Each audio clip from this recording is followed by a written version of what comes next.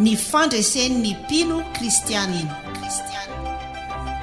Ny fandresen'ny mpino kristianina, fandaharana totosain'ny Faramalala Razanajatovo, hoenoinao eto amin'ny onjam-peon'ny radio vaovao masoa isaky ny amin'ny ora toy izao.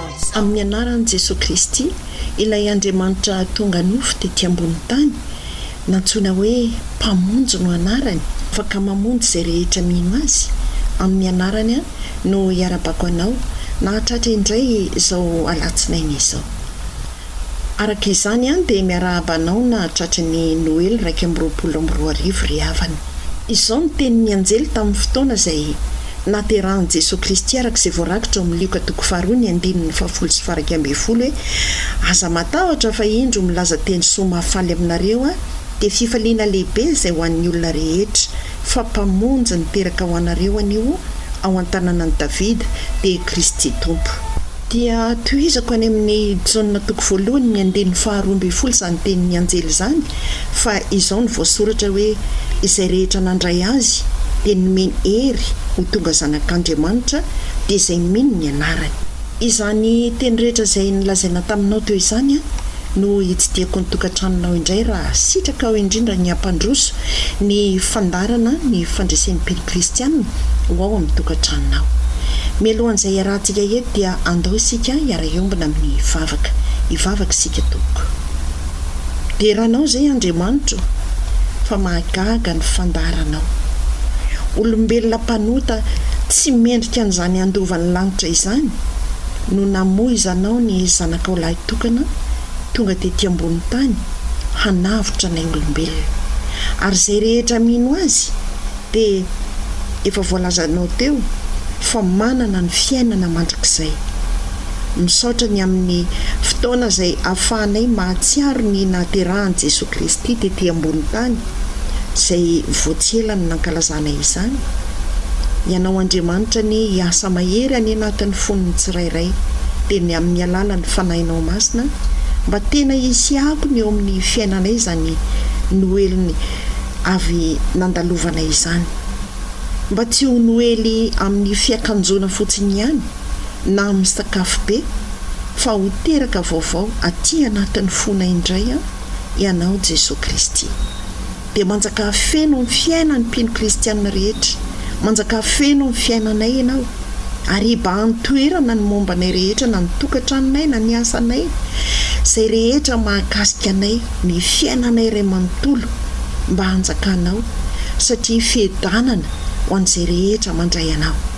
Misaotra indrindra Tompo fa raisinay ampinoana ianao hiditra ty anatinay amin'ny fiainanay iray manontolo. Misaotra indrindra Tompo dia mitenena ary ianao amin'ny taridalana izay tianao hitariana anay indray ho amin'ny fandresena. Dia mitenena ianao Tompo fa mihaino ny mpanomponao amin'ny anaran'i Jesosy Kristy nangatahana sy nanaovana izany vavaka izany. Amen.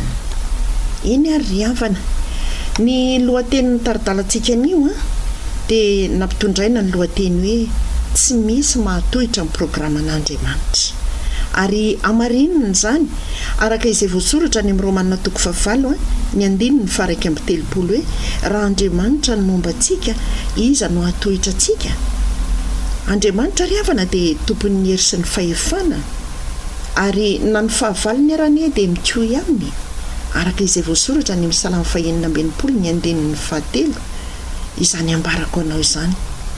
Izay rehetrarehetra tiany atao dia tsy maintsy tanteraka.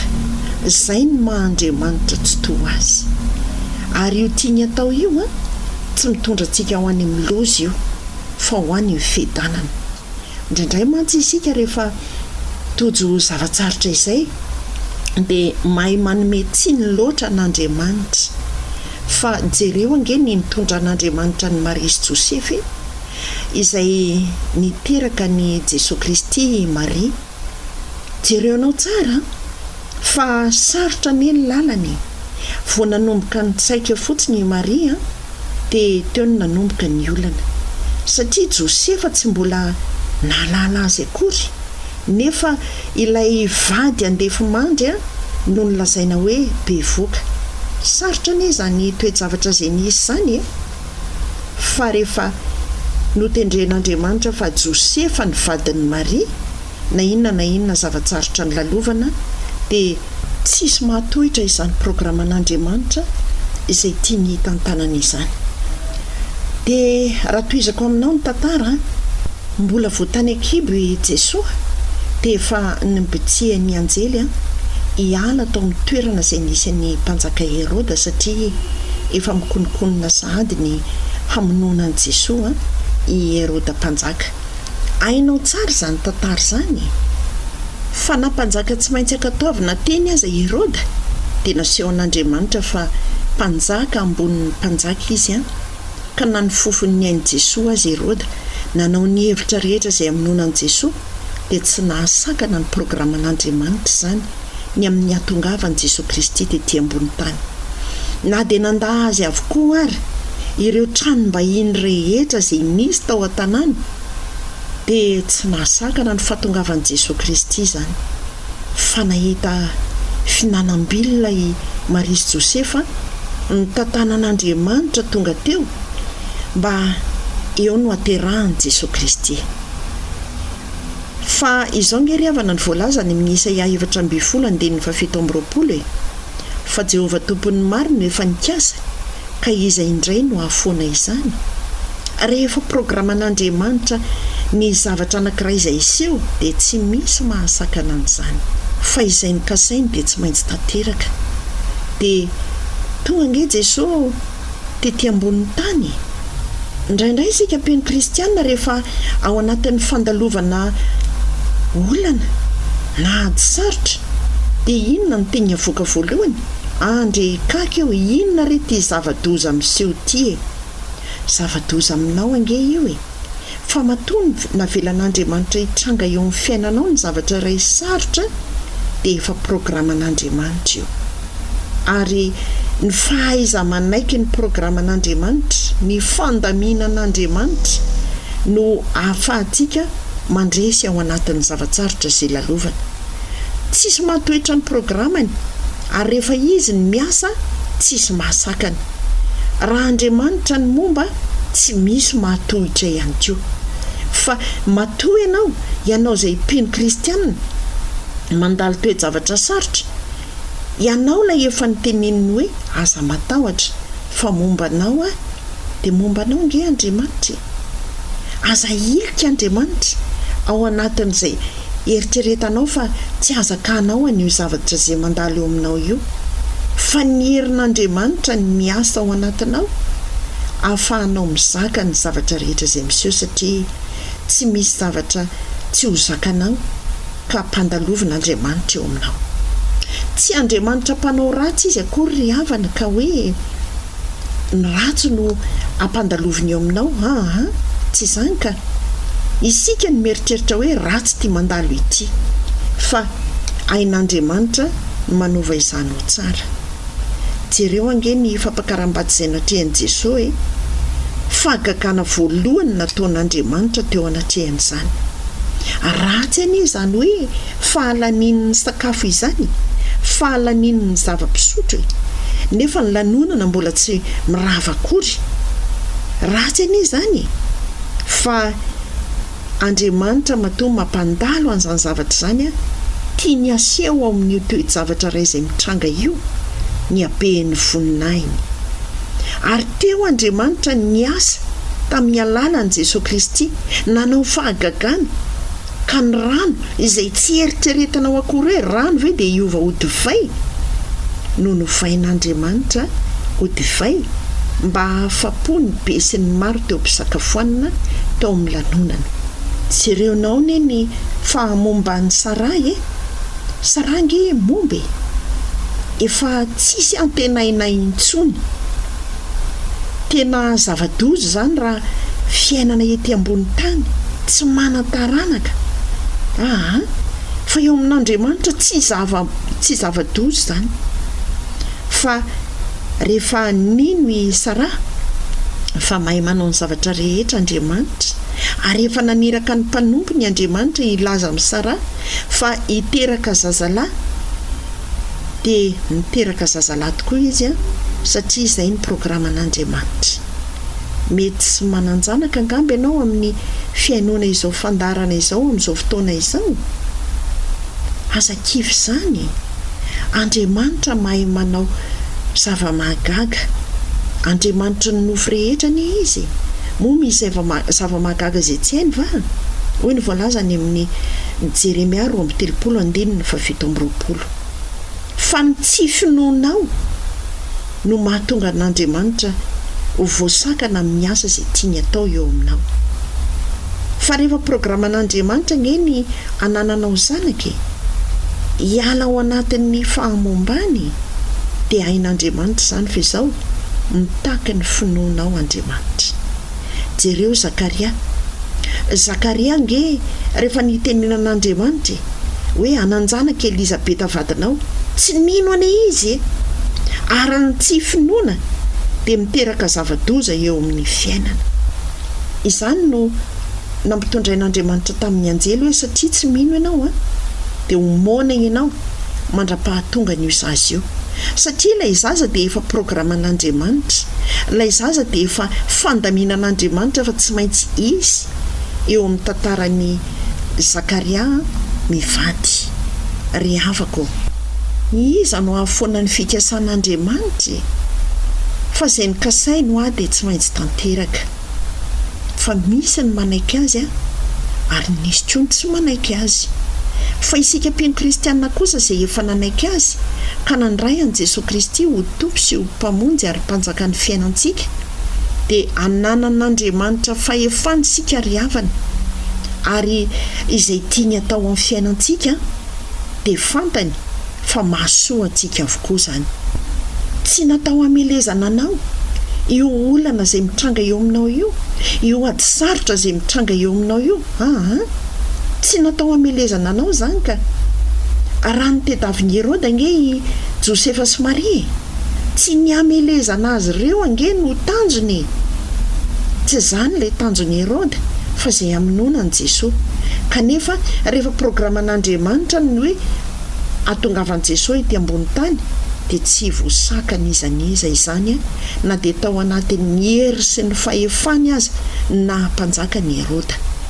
Izao ange ny tenin'Andriamanitra amiko sy aminao.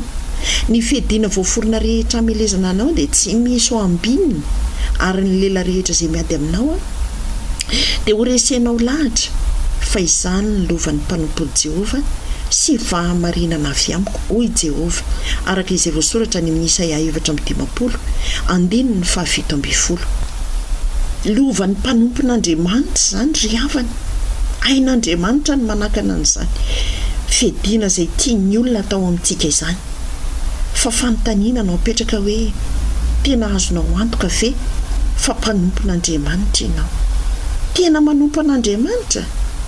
Tsy manompo vola, tsy manompo vady, tsy manompo zanaka, tsy manompo sampy, fa tena manompo an'Andriamanitra, ary izany manompo an'Andriamanitra izany manaiky ny tenin'ny tompony, mankatoa ny tenin'ny tompony, ary manatanteraka ny tenin'ny tompony. Inona ny teny fikasana azonao nandritra ity taona ity? Dia tsaroanao ve fa nitanteran'Andriamanitra teo aminao? Mety hiteny ianao hoe tena nitanterahany tamiko tokoa aloha e. Misy ihany koa ny mety ho valiteny hoe nia dia tsy hitako izay fahatanterahany tonga tamiko. Fa na nitanterahany taminao ny teny fikasany, na tsy nitanterahany taminao ny teny fikasany, dia tsy miverina maina foana any aminy izany raha tsy efa mahatanteraka izay efa nanirahany anazy taminao. Araka izay voasoratra ny amin'ny Isaia 5:1-20. Fa efa faraparana izao ny taona, avy ny devoly manan-kivy ianao, aiza koa izay tenin'Andriamanitra tanteraka taminao teo? Aiza manameloka an'Andriamanitra ny devoly? Ary ny devoly tsy mahalala afa-tsy ny hamadika ny tenin'Andriamanitra io. Vao tsy ela ry havana fa vao tamin'ny herinandro lasa teo iny dia nandray somaiso avy amin'olona anankiray hoe zaho hoe izy dia tena resy lahatra amin'ity fampianarana anankiray izay arahany izany. io fampianarana io dia mitranga ho fahita lavitra hoe fampianarana ankoay. Dia io fampianarana io ny tanjony dia mampiala ny olona ho amin'ny fanompoana an'Andriamanitra, ho amin'ny fandraisana an' Jesosy Kristy. Fampianarana antikristy izy io, ary tena mitona ny olona hatoky ny zavatra hita maso, mitona ny olona tsy ino an' Jesosy Kristy intsony. Dia izany no tenyty tanora kely anankiray tamiko hoe zaho izy tena aleoko manaraka an'io fampianarana io, fa ela ihany izay nanarako an' Jesosy Kristy izay, ela izay nivavahako izay, fa tsy hitako izay mba tombony hitako tamin'ny fanarahana an'io Jesosy io. Ry havako, izany ny tanjon'ny devoly amin'izao fotoana izao. Mba fantatrao moa fa ny fampianarana ankoatrany izay tsy ao amin'i Jesosy Kristy dia tsisy mitory fibebahana izany. Ary nefa raha tsy mibebaka ianao, tsy mahazo ny lanitra ianao. Raha tsy mibebaka ianao dia misy hevitra mampisaraka anao amin'Andriamanitra, satria manota mandrakariva ny olona ka mila mibebaka mifonina amin'Andriamanitra isan'andro, isan'ora, isan-tsigondra, fa fahotanany hatramin'ny ota izay tsy eritreretintsika akory azy, fahotana hatramin'ny ota tsinahy, amin'ny ota saisay, amin'ny ota malaky mahazo, fahotana avokoa izany rehetra izany. Indraindray aza misy ataontsika tsy fantatsika akory hoe mampalahelo an'Andriamanitra. Izany dia anisan'izay hibebahana isan'andro na tamin'ny ota fantatra na tamin'ny ota tsy fantatra, hibebahana eo anatrehan'Andriamanitra satria masina loatra eo Andriamanitra io. Ary ny fampianarana ny antikrista izay tarihan'ny devoly amin'izao fotoana izao dia izay hanesorana anao tsy hiditra amin'izany fibebahana izany. Raha hibebaka ianao, hibebaka amin'iza raha ohatra ka tsy ao amin'i Jesosy Kristy. Jesosy ihany ry havana no hibebahana, tsy misy olona hibebahana izany, tsy misy olona manafa-keloka, fa Jesosy ihany no hibebahana. Ary izay tsy hanatonanao an' Jesosy, izany no izy tomany devoly fatratra ny olona hiala maha-kristianina. Lazaiko aminao fa manamaritena ny olona amin'izao fotoana izao. Ary izany no tsy ahitana ny herin'Andriamanitra sy ny fahefan'Andriamanitra miasa eo amin'ny fiainan'ny mpino kristianina, satria diso manamaritena loatra. Avy aiza izany fanamarina teny izany? Ny devoly no mampirisika ny olona hanamaritena. Jerenao tsara ny tantaran'ny Adama sy Eva, fa rehefa teo anivon'ny Saedena izy ireo dia nodison'ny menarana, izay devoly naka endrika menarana, ny programan'Andriamanitra, ny tenin'Andriamanitra. Naolan'ny devoly izany ka nilazany hoe nareo nge raha mihinana an'io azy io ka hitovy amin'Andriamanitra.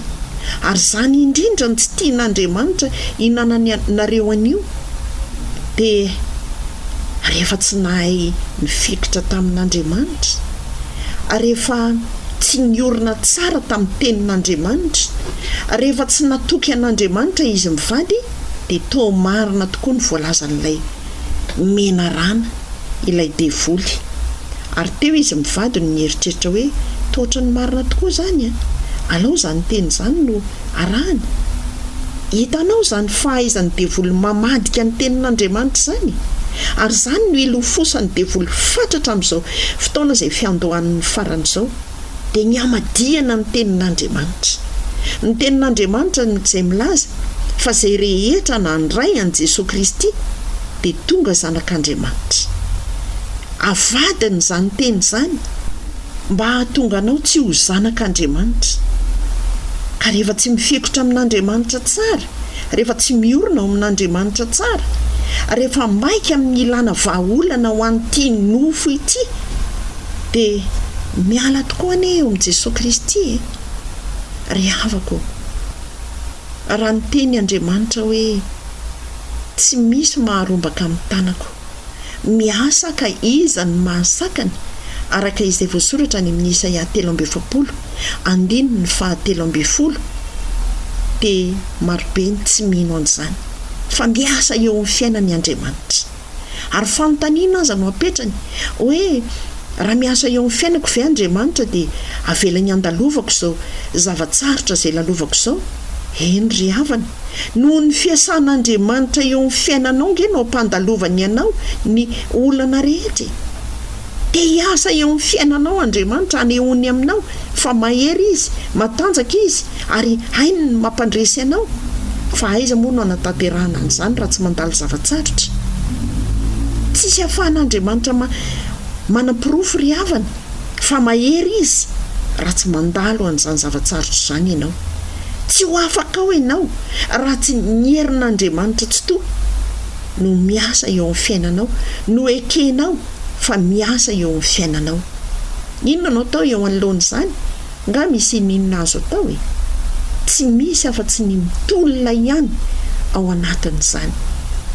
Tolona mbavaka ianao, mitolona ianao mba hanananao finoana be dia be, satria ny fandresena dia omenany mino. Ary io finoanao io izay fantatry ny devolo loatra fa mampandresy anao ny finoanan'Andriamanitra, io ange no ataony mihevahevy, io no ataony izay hisalasalanao mba tsy hatanterahany izany rehetra izany, tsy hatanterahany fandresena eo aminao Tena malahelo lazaiko aminao izany ny alany izany tanora izany teo amin'ny Jesosy Kristy. Nambarako azy moa ny hoe rehefa miala amin'ny Jesosy ianao dia anisan'izay tsy ho voavonjy. Ary ambarako aminao izay miaino izao fandarana izao izany. Ka asa izay tianao, na ny nofinao no vonjena, na ny fanahinao no vonjena. Fa ny endrinan'izao tontolo izao dia ny devoly izany, mahay mampandresy eo amin'ny lafiny ara-nofo ry havana. Fa Andriamanitra kosa ilay efa niteny fa kaltsao ny fanjakan'Andriamanitra sy ny fahamarinany dia hanampo anareo ny zavatra rehetra no tsy mivadika amin'ny teniny. Rehefa mikatsaka ny fanjakan'Andriamanitra isika, mikatsaka ny fahamarinan'Andriamanitra isika ary mandeha amin'izany, dia hanampy ny daholo anie ny zavatra rehetra izay hijoroako vavolombelona aminao fa hitanao ity fisondrotan'ny vidim-piainana ity. Ny vary moa izany dia tena misondro bidy andro aman'alina tokoa.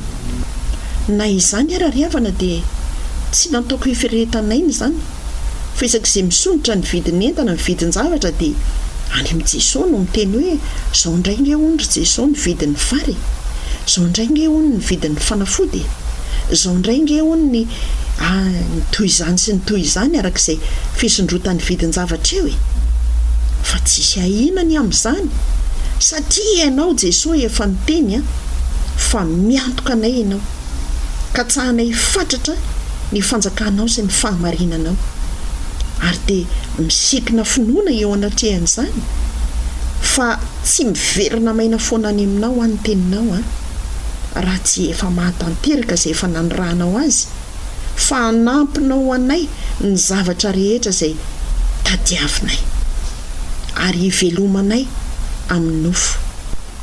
Dia inona ny zavaniseho izy ianao? Avy nanatanteraka fitoriana ny tamin'ny alahady heriny omaly izany. Dia tao amin'ilay olona izay nivatana nanampy an-trano ny sakafoanana atoandro mialohan'izay hodiana, dia izy ireo mpamboly ary mpamokatra vary. Andraso ianao hoe izy fa ameko vary mena hanaovanao vary sosoa fa tena tsara ty varinay ity.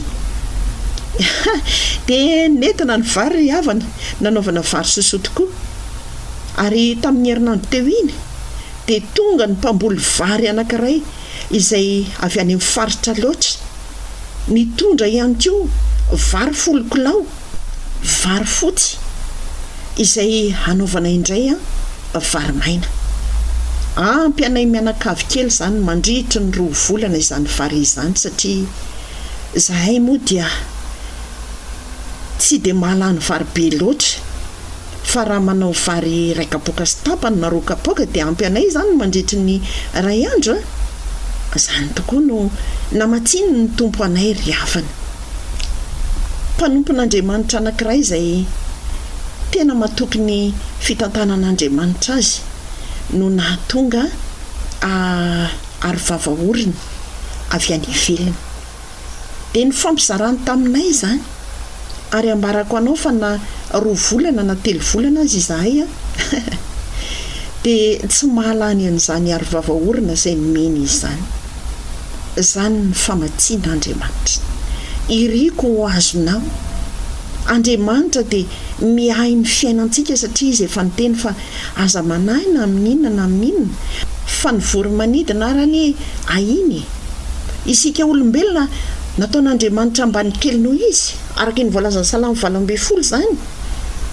Zany hoe ny vorona mbola any ambanintsika ahian'Andriamanitra. Ka inona no ahianao? Ny vorona izay nataon'Andriamanitra any ambanitro sy any ambaninao ara vatsiny maika fa tsy izao sy anao izay eo ambany kely noho izy fa ny fanahinao ny amin'izay ilainao zany manakana ny fitahiana izay tian'Andriamanitra arotsaka ao anao. Efa vonona nge ny fitahiana io loloavo ny lohanao io ny tranom-pitahiana io dia ny lanitra izany araka ny voalazany Deutéronome 8:17. Fa rehefa mihaino tsara ny feon'i Jehovahandriamanitra isika ary manaraka tsara ny didiny sy ny fitsipiny izay alazainy atsika dia izao ny voalaza hosokafany ny varavaran'ny lanitra androtsahany fitahiana rehetra voatahiry ao an-danitra ao ry havana ny fitahiana ho aso anao. Be dia be nge zany nga voarefinao ny lanitra raha pitso maraina ianao miandrandra ny lanitra dia araky ny masonao ve ny haben'io lanitra io fa efa voatahiry ao avokoa ny zava-tsoa rehetra ny fitahiana rehetra ho aisy ho anao fa miandry antsika Andriamanitra hankatony didiny sy ny fitsipiny ary ny lalany rehetra. Hitanao fa io sainao mandahan' zany io angeny tsy hisokafan'izany lanitra zany. Mibitsika ao anatinao ny devoly milazany hoe aiza koa nisy olona havita tanteraka ny tenin'Andriamanitra fa rehefa izany tenin'ny devoly zany no ekenao ny feon'ny fieritreretanao miiba io no ekenao dia izay no iainanao. Fa Andriamanitra tsy mitahiry zava-tsoa an'izay rehetra mandeha amin'ny fahitsiana araka ny Salamo 4:1-20 ary tsy mitahiry ny fitahiana ho an'izay rehetra mankatòa azy no androtsaka izany ho an'izay rehetra tena mikatsaka ny fanjakany sy ny fahamarinany tokoa. Omban'Andriamanitra araka ny teniny izay rehetra matahotra azy. Ka raha mino ianao dia ho hitanao ny voninahitr'Andriamanitra araka ny Jaona 1:10-7. Fa ny fandresena ry havana dia omena ny mino ary tsisy mahasakana ny fandresena ho aso ho anao raha ao amin'i Jesosy Kristy tokoa isika. Tsisy mahasakana izany. Ka miantombena tsara ary miandry ny famonjen'i Jehova ary manantena azy araka ny voalazan'ny Salamo 7:7. Fa raha misy mikasa anisy ratsy anao ka amorokevitra-dratsy ho anao dia tsy ahefan'izany araka ny Salamo 1:2-12 satria ilay Andriamanitra tsy toa no momba antsika. Miasa amin'ny olona ny Andriamanitra fa ataovinao azo antoka hoe olon'Andriamanitra ianao. Ataovinao azo antoka hoe mpanompon'Andriamanitra tena manompo azy ianao. Ataovy ny asany, ataovy ny sitrapony, arao ny teniny dia ho hitanao fa fandresena no anaraka anao amin'ny andro rehetra izay iainanao. Ho an'Andriamanitra irery ny voninahitra ry havana ndeha isika iombina amin'ny hivavaka isika tompoko.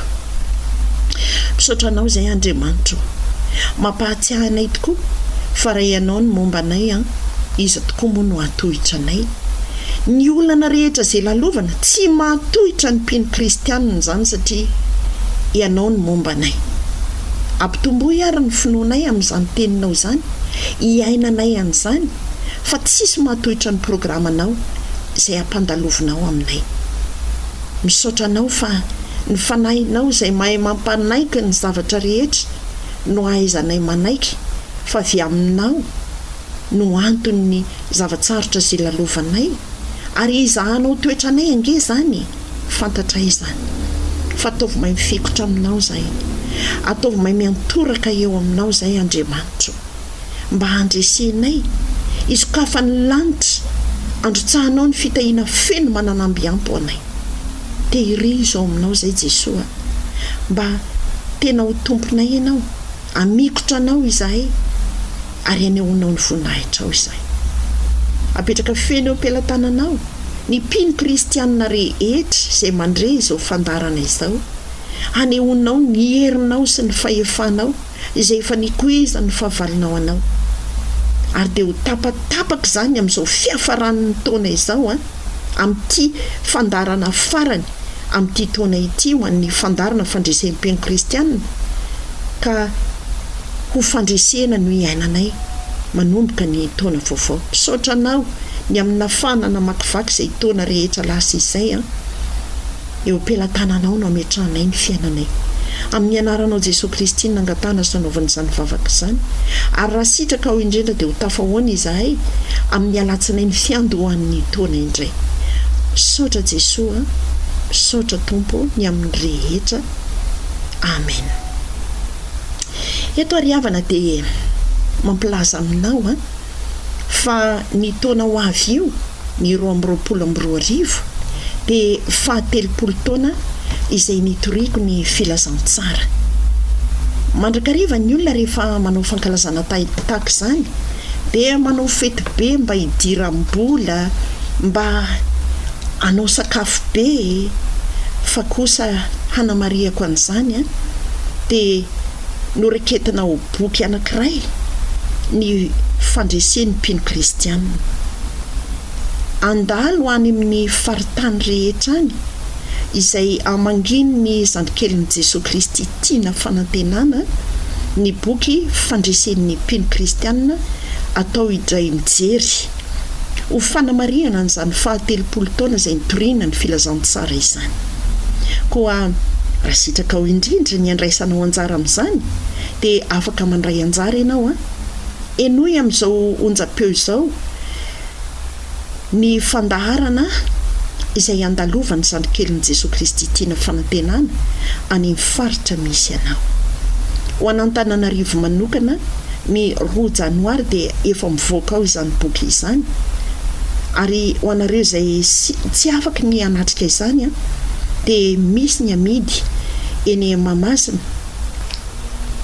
ao amin'ny Snack Mika izany dia any ambadiky ny Palais des Sports, ary eo akaiky ny Pizza Maniaza ny toerana izay nilazaiko anao izany.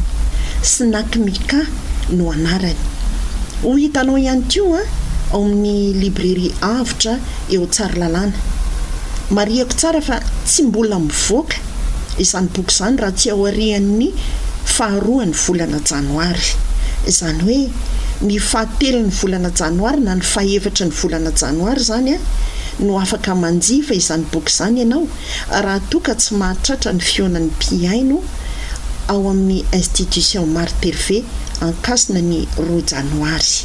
Ho an'Andriamanitra ny voninahitra amin'izany, ary mangataka anao hitondra ambavaka be dia be indrindra izany fanapariana ny boky ny fandresen'ny mpino kristianina izany. Mifampivavaka hatrany sika ariavana eo anatrehan'izany mba hataona fanahin'olona maro ho an'i Jesosy Kristy ka hibebaka ireo rehetra izay mbola tsy nanana an' Jesosy hamaky izany boky izany, satria fitaomana antsika mihitsy izany anatona bebe kokoa mba hahitantsika ny fandresena, hiainantsika ny fandresena dia ny mbola ety ambonin'ny tany ary hovatanina izany any an-danitra. Omeko anao ny ilarana finday ahafahantsika mifandray dia ny 034 11 293 24 034 11 293 24.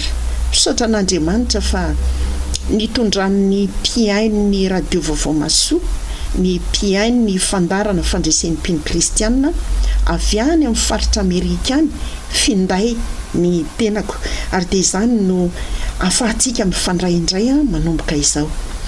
Andriamanitra no deraina eo anatrehan'izany, Andriamanitra no ankalazaina eo anatrehan'izany fa miasa tokoa izy, ary rehefa miasa izy tsy misy mahasakany ho azy ireriny voninahitra amin'izany fijoroana vavolombelona izay natao teto izany. Dia miorena tsara ary aza miova ary mitombo be dehibe ao amin'i Jesosy Kristy mba hitombony ny finoana ao, mitombo amin'ny vavaka, mitombo amin'ny fifandraisana aminy, mitombo amin'ny fiainonan'Andriamanitra amin'ny alalan'ny famakiana ny Baiboly. Aza atao atsirambana fa ny devoly nge Jesosy mihitsy ny nahita ny filatsahany tety ambony tany tahaka ny varatra ozy ny voalaza ao amin'ny Luka 10:9-20.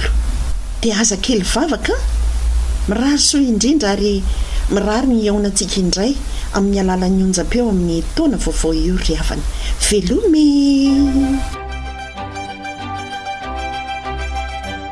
Noenoinao teo ny fandaharana ny fandresen'ny mpino kristianina. Ny fandresen'ny mpino kristianina natolotry Faramalala Razanajatovo teto amin'ny onjam-peon'ny radio vaovao maso.